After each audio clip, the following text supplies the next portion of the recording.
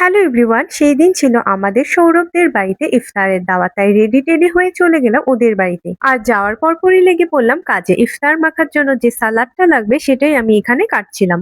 আমার দেখা দেখি সৌরভও ইফতার মাখার কাজে লেগে পড়লো। আর আজকে ইফতারের মুড়ি মাখার দায়িত্বটা কিন্তু সৌরভের ছিল, কারণ ওর হাতে মুড়ি মাখা খুব ভালো হয়। প্রথমে চপ, বেগুনি ও পেঁয়াজু গুলোকে ভালো করে হাত দিয়ে ম্যাশ করে নেওয়া হয়েছিল। তারপর আলাদা করে সালাদটা মেখে এর মধ্যে দিয়ে দেওয়া হয়েছিল। তারপর মুড়ি দিয়ে খুব ভালো করে এগুলোকে মিশিয়ে নেওয়া হয়েছিল। এই তো এভাবেই হয়ে গেল ইফতারের মুড়ি মাখা। আর এইদিকে গ্রিল আর নান রুটিও আনা হয়েছিল, সেগুলোকে সৌরভের মা অর্থাৎ আমার আন্টি খুব যত্ন সহকারে প্লেটের মধ্যে সাজিয়ে দিচ্ছিল। আর শরবতের জন্য আনা হয়েছিল ট্যাং গুলোকে সৌরভ ডাল ঘুটনি দিয়ে এমন ভাবে ঘুটছিল যেন সেটা মুসুরির ডাল, ট্যাং না। ডাল ঘুটনি দিয়ে ঘোটা সেই মুসুরির ডালগুলোকে, সরি সেই ট্যাং গুলোকে আমি গ্লাসের মধ্যে ঢেলে নিচ্ছিলাম। সবকিছু সাজিয়ে আমরা বসে পড়েছিলাম ইফতার করার জন্য। আর সবাই অপেক্ষা করছিল কখন আমার ভিডিও শেষ হবে আর কখন আমরা ইফতার করব।